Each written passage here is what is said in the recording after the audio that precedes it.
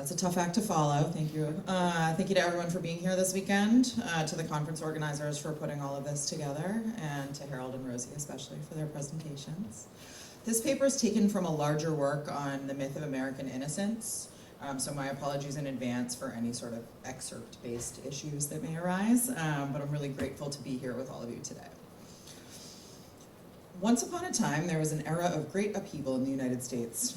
Massive changes in technology and culture shook the foundations of American society to the core, and the population politically polarized in unprecedented ways. Disease, poverty, and hunger flourished amongst the majority of Americans, while others grew richer and richer under the shadow of corporate and governmental corruption. Educated citizens wondered if the nation's democracy would survive, while half of the population wore their ignorance like a badge of honor. American exceptionalism reigned as the ideology of the day. As Mark Twain wrote, they were uncouth and not cultivated, and not particularly industrious. Their patriotism was strong. Their pride in the flag was of the old-fashioned pattern. Their love of country amounted to idolatry. Well, this could easily read like a description of the US in the early 21st century.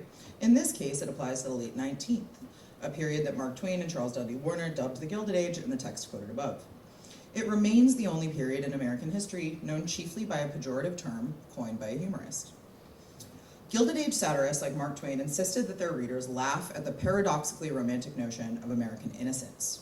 Robin Bernstein's study on racial innocence examines the performative ignorance required to believe in the mythos of innocence, particularly after the Civil War. To be innocent was to be innocent of something, to achieve obliviousness. Innocence was not a literal state of being, but rather the performance of not noticing, a performed claim of slipping beyond social categories. Bernstein links innocence and forgetting, highlighting the need for Americans to move beyond the tragedies of the recent past in order to believe in their own exceptionalism again. The national mythos during the Gilded Age embraced the idea that America was both different from and better than other countries, particularly those that were not democratic. Mark Twain chose humor as his best tool, challenging American religious fanaticism, imperialism, and nationalism at nearly every turn. The most consistent thread that runs through his career as a humorist is a respect for the innocence of the young and a distaste for the performance of it by the old. Politicians, businessmen, and everyday folks who embraced the myth of American exceptionalism faced his witty wrath, particularly when they pretended to be virtuous. As several of our esteemed colleagues noted in the plenary session on grief yesterday, as Samuel Clemens grew older, so too did his anger at American politics increase. In a piece originally published in the New York Herald in October of 1900, he frames his growth thusly. I left these shores at Vancouver a red-hot imperialist. I wanted the American eagle to go screaming into the Pacific. It seemed tiresome and tame for it to content itself with the Rockies. Why not spread its wings over the Philippines, I asked myself. And I thought it would be a real good thing to do.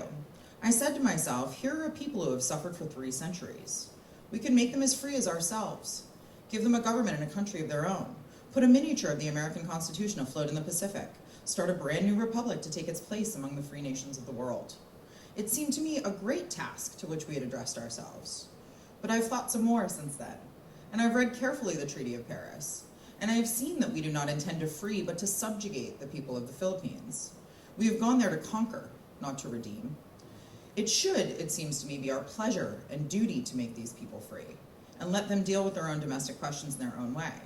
And so, I am an anti-imperialist.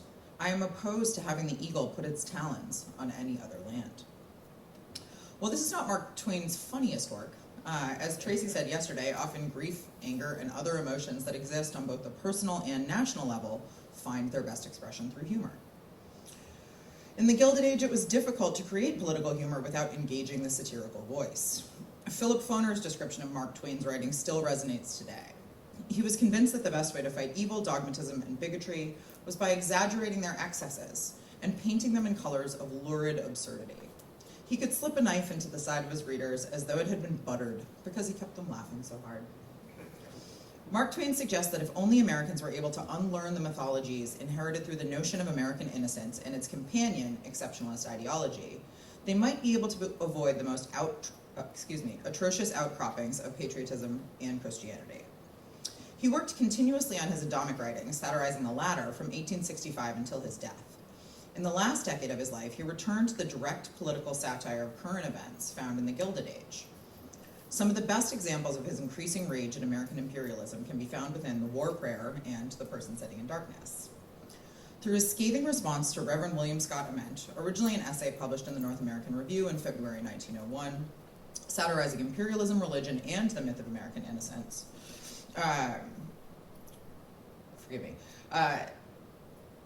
lost my sentence. Just a month prior, Sam Clemens had been appointed the vice president of the Anti-Imperialist League of New York. His anger at American involvement in the Philippines and China has been well documented by many of the folks here this weekend. But into The Person Sitting in Darkness, he directly attacks the Christian missionary zeal that is used as a cover for American capitalist imperialism abroad. As with the myth of American innocence, one cannot promote the ideology of the missionary project without religion and nationalism closely linked. Into The Person Sitting in Darkness, he indicts the notion of spreading the blessings of Christianity and American civilization abroad by connecting it directly to the business of capitalism. The blessings of civilization trust, wisely and cautiously administered, is a daisy. There is more money in it, more territory, more sovereignty, and other kinds of emolument than there is in any other game that is played. In the same searing tone, Mark Twain points out that the so-called innocents abroad have become fewer in number, and that they cannot be allowed to closely examine the business of the national export of religion. They have become suspicious of the blessings of civilization. More, they have begun to examine them. This is not well. The blessings of civilization are all right and a good commercial property, in the right kind of light and at a proper distance, with the goods a little out of focus. They furnish this desirable exhibit. Again and again in his writing, he pleads with his audience to closely examine the promises of American exceptionalism and to compare them with its results. In the right kind of light and at a proper distance, it might be possible to perform the ignorance required to believe in the myth of American innocence, but upon careful investigation, too many unjust realities come to light. Mark Twain connects the supposed morality of missionaries with the American imperialist project in the Philippines. The more we examine the mistake, the more clearly we perceive that it is going to be bad for the business. The Person Sitting in Darkness is almost sure to say, there's something curious about this, curious and unaccountable. There must be two Americas, one that sets the captive free, and one that takes a once captive's new freedom away from him, and picks a quarrel with him, with nothing to found it on, then kills him to get his land. The Two Americas problem has its roots in the treatments of indigenous peoples Carrie Driscoll discussed yesterday and in her new book, and persists well into the 21st century. But Mark Twain elucidates his anger more precisely than any other writers of the Gilded Age, in my opinion. As he later does again with The War Prayer, in this essay, Mark Twain asks his audience to consider both the spoken and the unspoken realities of the American dream. There have been lies, yes, but they were told in a good cause. We have been treacherous, but that was only in order that real good might come out of apparent evil. True, we have crushed and deceived and confiding people. We have turned against the weak and the friendless who trusted us. We have stamped out a just and intelligent and well-ordered republic. We have stabbed an ally in the back and slapped the face of a guest. We have bought a shadow from an enemy that hadn't it to sell. We have robbed a trusting friend of his land and his liberty. We have invited our clean young men to shoulder a discredited musket and do bandits' work under a flag which bandits have been accustomed to fear, not to follow. We have debauched America's honor and blackened her face before the world. But each detail was for the best. We know this. Ending with "we know this" underscores Twain's emphasis on the collective national performance of ignorance. The missionary project's entanglement with politics and business made it an easy target for the author's ever-increasing imperialist anger. The valorization of ignorance takes on a particular pitch during wartime, and Sam Clemens himself lived through many conflicts, both at home and abroad. The War Prayer, written in 1905 but left unpublished until 1923, firmly indicts the myth of American exceptionalism. In what has sometimes been described as a prose poem, he reminds Americans what they're really celebrating when they wave their flags and beat their drums. According to Paine, when his illustrator asked to publish the War Prayer, Mark Twain replied, "No, I have told the whole truth in that, and only dead men can tell the truth in this world. It can be published after I am dead." In other sessions, many of us have spent a great deal of time talking about how to teach Mark Twain's writing in the 21st century. I find this piece to be an excellent starting point for students who are only familiar with Tom Sawyer's Fence Story or The Banning of Huckleberry Finn, to help them understand exactly why I love this author's work so much, but also how the man expressed his rage at the very real hypocrisy of religion and imperialism through fictional satire. The piece sets the tone for war fever at the outset. It was a time of great and exalting excitement. The country was up in arms, the war was on, in every breast burned the holy fire of patriotism. The drums were beating. In a link between To the Person Sitting in Darkness and the War Prayer, that holy fire takes shape in the form of a Christian preacher, who not only encourages the spirit of war, but sanctifies it. In the churches, the pastors preach devotion to flag and country, and invoked the God of battles, beseeching his aid in our good cause and outpourings of fervid eloquence, which moved every listener. In a move worthy of Jonathan Swift, he indicts every listener, as well as the preachers who incite them, highlighting his commitment to satire's goal of holding up a mirror to the audience.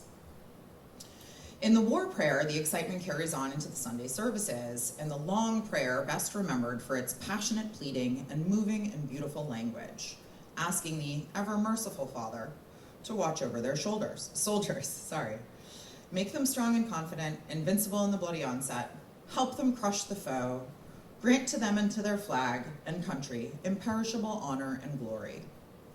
Meanwhile, an aged stranger approaches the minister and addresses the crowd, calling himself God's messenger, and saying that the Almighty has asked him to explain the full import of what they have asked, since it really represents two prayers, the spoken and unspoken. Reaching back to the notion of two Americas and To the Person Sitting in Darkness, he dissects the hypocrisy at hand. The aged stranger beseeches the crowd to look beyond the preacher's spoken prayer and offers a translation of the unspoken one. God, help us tear their soldiers to bloody shreds with our shells. Help us cover their smiling fields with the pale forms of their patriot dead. Help us to drown the thunder of the guns with the shrieks of their wounded, writhing in pain. Help us to lay waste their humble homes with a hurricane of fire. Help us to wring the hearts of their unoffending widows with unavailing grief. Help us to turn them out roofless with their little children, to wander unfriended in the wastes of their desolated land in rags and hunger and thirst, sports of the sun flames in summer and the icy winds of winter, broken in spirit, worn with travail, imploring thee for the refuge of the grave, and denied it. One would be hard-pressed to find a more blunt and unsparing description of war, particularly wars fought under the banner of heaven. Mark Twain emphasizes the hypocrisy of Christianity's twisted combination of affection with cruelty. We ask it in the spirit of love, of him who is the source of love, and who is the ever-faithful refuge and friend of all that are sore, beset, and seek his aid with humble and contrite hearts. Amen. The author concludes with a standalone sentence, set off from the previous paragraph, which offers a quietly scathing assessment of his audience. It was believed afterward that the man was a lunatic, because there was no sense in what he said.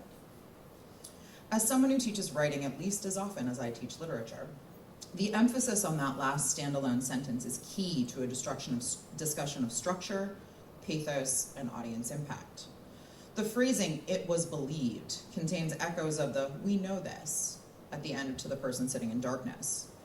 Both conclusions emphasize the role of ignorance in the persistence of the myth of innocence, and the power of both collective belief and individual choice. If only dead men can tell the truth in this world, it is only because when a living one tells the truth, he is characterized as a lunatic. There was, in fact, much sense in what Mark Twain said in both the War Prayer and To the Person Sitting in Darkness. And taken together, the two pieces highlight the increasing frustration of a man, a writer, and an anti-imperialist. Thank you.